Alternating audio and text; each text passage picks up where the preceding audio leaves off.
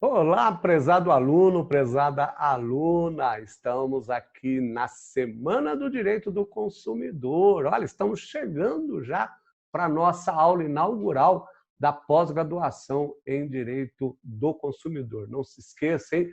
Faça a sua inscrição, já deixei aqui a data, vai ser dia 19/9, a nossa aula inaugural, vai ficar disponível aí no YouTube, na parte da manhã, se você quiser conhecer nossa pós. Está aqui, ó, eu deixei aqui embaixo, aqui, ó, pós-consumidor.com.br, tá certo? Muito bem. Hoje, qual vai ser o nosso assunto? Nós vamos falar sobre responsabilidade pelo fato e pelo produto. Quer dizer, eu inverti aqui. Responsabilidade pelo produto e pelo serviço. Responsabilidade pelo fato do produto e do serviço. Muito bem. Quando a gente fala da responsabilidade pelo fato, isso significa que nós estamos tratando de um defeito. Ó, se você pegar o artigo 12 e o artigo 14 do CDC, respectivamente, produto e prestação de serviço, você tem a palavra defeito. A gente lê, muitas vezes a gente lê e não repara. O que é defeito? Defeito é responsabilidade civil. Todas as vezes que eu falo em responsabilidade pelo fato é defeito, é prejuízo, é dano. Dano material, dano moral e pode ser, por exemplo, na relação médica, dano estético. Dano estético. O paciente foi fazer uma cirurgia, uma lipoaspiração, por exemplo, ou foi fazer uma cirurgia mamária e uma rinoplastia, sei lá, e aí houve, né, uma falha, um defeito que gerou um dano. Então, a primeira coisa que eu quero que você entenda é que o dano que está previsto no artigo 12 e no artigo 14 do CDC diz respeito à integridade física do consumidor e também integridade física de terceiros, ou até bens materiais. O que eu quero dizer para você é que a responsabilidade civil pelo fato do produto ou do consumo, já que é dano, ela não é só intrínseca ao produto que deu defeito. Ela atinge o consumidor, ela atinge... Vou dar para você diferenciar de vício, numa oportunidade nós vamos falar de vício. Aliás, eu tenho uma aula do YouTube que trabalha vício e defeito de produto e de prestação de serviço, lá do Legal. Você coloca lá meu nome. Muito bem. Professor, então a responsabilidade pelo fato do produto quer dizer que aquele produto ele não só teve um problema qualquer, como ele também atingiu o consumidor? Sim. Vamos imaginar duas situações iguais para você entender a diferença. Duas pessoas compram um automóvel 0 km. Uma delas está dirigindo, acabou de tirar da concessionária o carro 0 km, está dirigindo. Sinal vermelho. Freou o veículo, só que não conseguiu parar, deu um problema no veículo, um defeito, por quê? Porque vai gerar uma colisão, ou um choque, né? Ou, dependendo das situações, nesse caso aí é uma colisão, e aí se machucou. Não vamos me preocupar muito nesse sentido da diferença conceitual de colisão, colisão, choque, né, ou abalroamento, que tecnicamente falando não tem diferença. Só para você entender que trombou, bateu o carro. Tá? Aí o que aconteceu? O consumidor, o motorista, se machucou. Ou ninguém se machucou, mas teve um prejuízo no outro carro. O que é isso? Isso é defeito. Defeito no produto, que foi a falha mecânica. Tá? Maravilha. O seu cliente está dirigindo um veículo, mesmo, os dois saíram da concessionária. Deu um problema, uma falha mecânica. Só que ele, quando percebeu que deu a falha mecânica, ele conseguiu dominar o carro. Parou o carro. O que aconteceu aqui? Teve um vício, porque não atingiu fisicamente. Ele só ficou ali, naquela circunscrição ali do próprio veículo. Não atingiu o consumidor. Então é vício, vício de produto. Professor, se eu pensar assim, nessa aula introdutória, que num primeiro momento, que o defeito gera dano, né, ele atinge o consumidor e o vício não atinge o consumidor, já estou entendendo mais ou menos a diferença? Está entendendo a diferença. Então, agora eu quero focar a minha aula de hoje só na responsabilidade civil, ou porque o Código de Defesa do Consumidor não fala em responsabilidade civil, esse que é o problema. Se você pegar o artigo 12, se você ler o título, você vai ver que está escrito assim, responsabilidade pelo fato do produto e do serviço. Porque a responsabilidade pelo fato do produto está no artigo 12. A responsabilidade pelo fato do serviço está no artigo 14. Tá? E se você ler o artigo 12 e ler o artigo 14, você vai encontrar a palavra defeito. Tá? Lá a palavra defeito. Se você ler o artigo 18, no artigo 18, ali no título, está escrito assim, responsabilidade pelo vício do produto e do serviço. 18, produto, e o 20, você vai ver que também está falando sobre vício de prestação de serviço. E se você ler o 18 e o 20, você vai encontrar a palavra vício. A palavra vício. O grande problema é que quando o doutrinador, ou às vezes a própria jurisprudência se refere ao defeito, ele usa a expressão vício de qualidade, por isso que confunde. Vício de qualidade. Você diz, mas é porque o defeito ou o vício de qualidade, por isso que confunde. Né? O legal seria colocar só o defeito, que gera o dano, e o vício que ele gera. Porque o vício, assim, ele gera um dano, mas ele gera um dano material, por exemplo, substituição do produto. Tanto é que se você ler lá o artigo 18 do CDC, o vício tem 3 possibilidades de você sanar o problema do vício. Substituição do produto por outro igual. Está lá. Só você pegar lá o artigo 18. Rescisão do contrato com a devolução do dinheiro com juros e correção monetária. Ou abatimento no preço. São essas 3 possibilidades. Por quê? Porque ele está... Professor, será que o vício não pode gerar um dano? Por exemplo, se você ler a jurisprudência do STJ, a ministra Nancy Andrighi, por exemplo, já definiu, não sei se ela está na 3ª ou 4ª turma, acho que está na 3ª turma do STJ, entendeu-se ali, naquela turma, que o problema do veículo 0 quilômetro, que teve só um vício ali do veículo de 0 quilômetro, em razão da frustração que a pessoa teve por não ter utilizado o veículo, né? Porque você imagina a expectativa da pessoa. Eu vou comprar um carro 0 quilômetro para não ter problema nenhum. Certo? Aí, aquele carro deu um problema. A concessionária não consegue resolver aquilo. A concessionária tem um prazo de 30 dias para resolver. E isso está no artigo 26, não vou me lembrar de cabeça, mas são 30 dias para resolver esse problema. Tá? O 26 vai falar sobre decadência, em relação ao prazo processual. Mas, enfim, são 30 dias para resolver o problema. Tem que esperar 30 dias? Tem. Se dentro desses 30 dias não resolver o problema, o consumidor pode rescindir o contrato, pode pedir o dinheiro de volta, com juros e correção monetária, pode também requerer a substituição do bem ou abatimento do preço. Tá? E aí vem o STJ, claro, o STJ está certo, porque ele diz assim, poxa, a pessoa comprou um carro, esperou para comprar um carro, adquiriu o carro, pensando que não vai ter problema. Então, você tem aí um dano moral in re ipsa. Tá? Então, você teria um vício com um dano. Tá? Mas não necessariamente o vício implica num dano. É isso que é. O defeito necessariamente implica sim.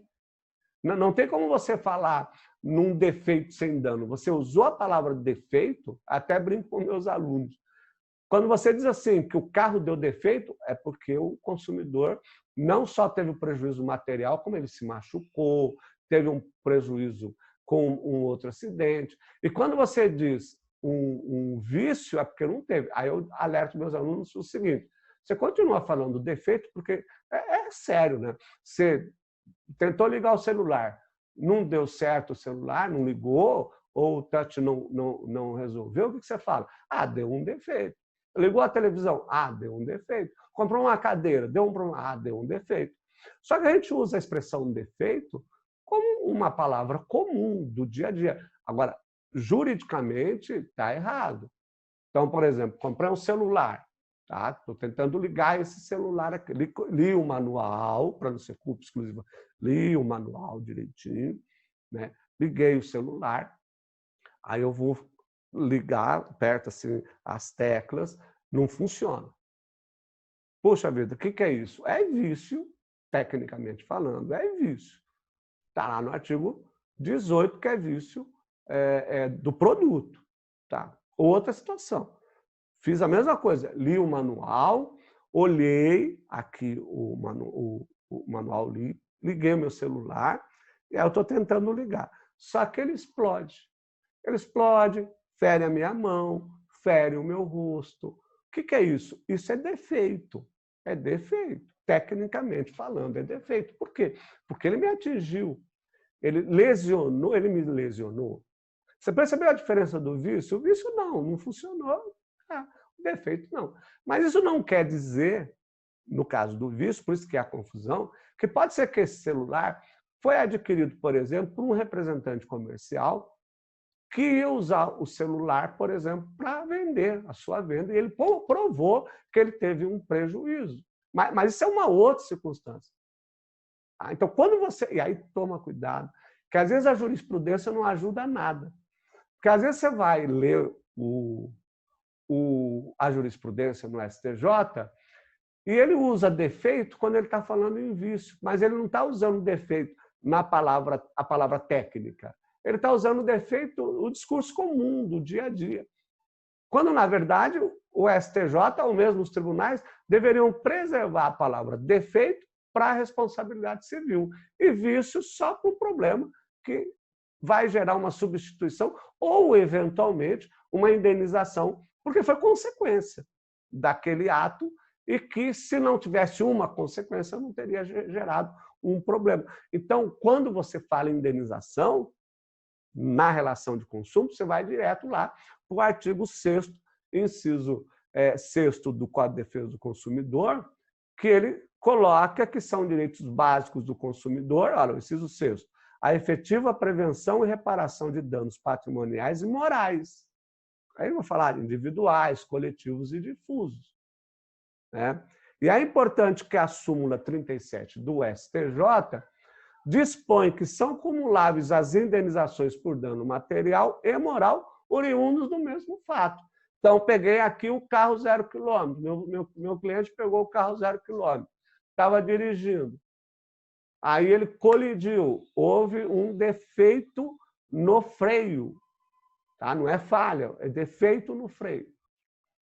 Mas eu falo para os meus alunos, terminada a aula, usa defeito para tudo, porque senão sua família, você vai enlouquecer a sua família. Quando alguém falar que é um vício, você fala, não, isso aqui é defeito. Não, isso aqui é... Então, usa no dia a dia a palavra defeito, tanto para significar defeito, quanto para significar vício aqui no Código de Defesa do Consumidor. Tá? Você vai falar assim, nossa, o doutor fulano estava falando tão bem, assistiu às aulas do professor José Walter, falando estranho agora, esquisito. Né? Por isso que eu falo que a linguagem tem essa propriedade. Você usar o discurso jurídico, eu sou professor de língua portuguesa também, fiz letras e fiz direito, né, e dou aula de redação forense na Faculdade Legal, e eu digo para os meus alunos o seguinte, uma coisa é a linguagem do dia a dia, outra coisa é a linguagem jurídica. Você tem que primar pela linguagem jurídica e não pelo juridiquês, porque o pessoal confunde. O juridiquês é usar nosocômio no lugar de hospital, cártula no lugar de nota promissória, cheque. Isso é juridiquês. Mas o discurso jurídico, português jurídico, você tem que usar. Lembra que eu brinquei? Não quero falar a diferença entre choque, abarroamento ou colisão, negligência, imperícia, imprudência, resilição contratual, resolução contratual. Isso são questões, defeito e vício, isso são questões português jurídico, propriamente dito. Tá? Muito bem. Na ação de indenização, aliás, tem uma coisa interessante, quando você propuser uma ação indenizatória, tanto na relação de consumo, e você for pleitear o dano moral, observe a súmula 326 do STJ, que dispõe o seguinte, vou ler aqui para você. Na ação de indenização por dano moral, a condenação em montante inferior ao postulado na inicial não implica sucumbência recíproca. Na ação de consumo, você está pedindo uma ação indenizatória. Tá? Você pediu R$20 mil de indenização para o seu cliente. Muito bem. Você está tratando só de dano moral, hein? Seu cliente foi humilhado na loja. Acontece isso muito. O cliente meu foi fazer uma compra na loja e aqui no centro de São Paulo, na São Bento, aqui em São Paulo. E aí ele pagou, né? Comprou acho que 3 ou 4 pares de sapato, pagou. Quando ele estava andando na São Bento, aqui em São Paulo, ele escutou assim, pega ladrão, pega ladrão. E ele, né, olhou assim, quando ele olhou, já tomou logo um tapa no rosto, já caiu assim meio tonteado. Pegaram os seguranças da loja. Levaram o meu cliente até a delegacia. Ele estava meio atordoado, dizendo que ele não tinha furtado os calçados que ele havia pago, aquela coisa toda, chegou na frente da autoridade policial. Ele disse, olha, eu comprei os sapatos, o senhor está aqui a nota fiscal, nem tive tempo de pegar, mostrou a nota fiscal. Ah, pô, desculpa. Tá, não, desculpa não, calma. Ele foi agredido, foi confundido com ladrão. Né? Então, saiu arrastado pelos seguranças, tudo com câmera. Né? É bom porque o centro da cidade tem câmera, né? Você consegue fazer prova. A câmera, a inversão. Não precisa, nesse caso, sim. Aí é que está, né? Porque dizer que só porque tem uma relação de consumo, não há inversão do ônus da prova. Tá? Nesse caso, não há. Você percebe a diferença de você fazer uma especialização? Por enquanto, aplica-se o 373, inciso 1º do CPC. Por quê? Porque o ônus da prova compete ao fato constitutivo do direito do autor. Olha, você percebeu isso? Não faz após, né? Às vezes não faz após de direito do consumidor. Pensa que a inversão do ônus da prova é automática, perdeu a ação judicial. Nesse caso, não. O consumidor consegue fazer prova? Sim, tem as câmeras que flagraram, que filmaram. Tem a loja. Tá, professor, você vai pedir, né, a apresentação das câmeras. Aí, claro, o fornecedor não é obrigado a fazer prova contra ele. Não tem problema. Você pediu, o juiz determinou, ele não fez, busca apreensão. Não deu para buscar e apreender as imagens da câmera, tudo aquilo que você falar a partir daquele momento passa a ser, né, ter a aparência da verdade. Você percebe? Não é que é a verdade. Passa a ter a aparência da verdade no processo. Então, você não precisa se preocupar. Você percebeu a jogada? Agora, claro, tem a prova técnica, tem prova que você não consegue, você está dizendo que você está pagando a maior, uma prestação de contas que estão descontando do seu cliente, você vai dizer qual é o período que você entende, mais ou menos quanto que você acha que está descontando, mas quem tem efetivamente conhecimento técnico para apresentar, né, os dados é o banco. Aumento abusivo de plano de saúde. Quem tem os dados para apresentar a sinistralidade é o banco, não. Aí tem inversão do ônus da prova. Então, a responsabilidade pelo fato do produto ou do serviço, como você pôde perceber, tem o quê? Tem a exteriorização, né, um defeito capaz de frustrar a legítima expectativa do consumidor quanto à sua fruição e também, né, você veja que extrapolou a limitação daquele produto ou daquele serviço, não é verdade? E aí, se você for ver o fato do produto e serviço, começa lá no artigo 12 e vai até o artigo 17 do Código de Defesa do Consumidor. E se você ler o artigo 14, olha que interessante, quando você lê o artigo 12 do CDC e você lê o artigo 14, né, ele vai tratar de quê? Ele vai tratar de fornecedor. Eu vou até pegar aqui o artigo 12, só para... E aí você vai ver o artigo 14. Ó. No artigo 12 do CDC, o que ele coloca no artigo 12? Ele vai tratar exatamente da questão dos fornecedores. Mas quando você fala do artigo 12, ele põe o fabricante, o produtor, o construtor, certo? Quando você vai para o artigo 14, não, mudou, é o fornecedor. Professor, por que no 12 ele nomeia? Por que no 14 ele não nomeia? Você percebeu por que ele nomeia no 12 e no 14? Não, não percebi, você não explicou. Por uma questão muito simples, gente. Quando ele coloca no artigo 12 a responsabilidade pelo fato do produto, ele nomeia todos aqueles que participam da cadeia, tá? Da cadeia da fabricação daquele produto.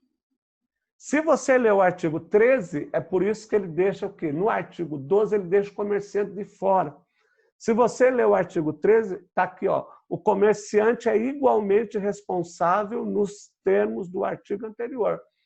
Então, peraí, professor, o comerciante não entra, como regra geral, na responsabilidade pelo fato do produto. Isso. Peraí, mas no artigo 14, na prestação de serviço, o comerciante entra, então. Entra. Porque ele diz fornecedor, e comerciante é fornecedor. Caramba, professor! Como que a gente lê, né? Isso tem importância na prática? Muito, sabe por quê? Porque se você, por exemplo, for falar de vício ou defeito, se você vai falar de defeito, por exemplo, você vai colocar, né, todos aqueles que participaram do ato ilícito. Você pode pegar lá o artigo 7º, parágrafo único, você vai ver que tem lá que todos aqueles que praticaram determinado ato ilícito são responsáveis, todos os fornecedores. Então, eles vão figurar no polo passivo da ação judicial. Você percebeu? Mas, por exemplo, a pessoa comprou um veículo, né? O veículo deu defeito. Eu não vou processar o fabricante, ou eu vou excluir o fabricante, ou eu vou processar a concessionária, eu vou... Não, se é defeito, vai figurar no polo passivo da ação, fabricante e concessionário. Você percebeu? Por quê? Porque aí eles estão... Enquanto a concessionária é o prestador de serviço, o fabricante é o do produto. Então, eu estou colocando os dois no polo passivo da ação judicial. Você entendeu, então, essa questão da responsabilidade civil? Claro que nesse nosso bate-papo aqui, né, a gente poderia até, não vou me aprofundar muito, mas a ideia principal é exatamente essa, para você entender a responsabilidade, a importância. Se você entender que é importante saber a responsabilidade pelo fato do produto e do serviço, levando em consideração o polo passivo da ação e sabendo a diferença da responsabilidade pelo fato do produto ou do serviço e o vício do produto e do serviço, nesse meio tempo eu estou satisfeito. Você pode, inclusive, falei para você, pega uma aula minha, que está no YouTube, no Legale, e você coloque lá responsabilidade pelo fato do produto, José Valviano, que ali eu faço um quadro comparativo da aula e me aprofundo mais na diferença do que é vício e do que é... Ou você pode colocar José Val Martins Viana, consumidor, direito do consumidor, que você vai encontrar, tá bom? Muito bem, então hoje encerramos a nossa aula, amanhã nossa última aula, e aí no sábado teremos a nossa aula inaugural da pós-graduação. Então, prazer em vê-los, obrigado por ter assistido às aulas durante essa semana, forte abraço, então até a próxima, até mais.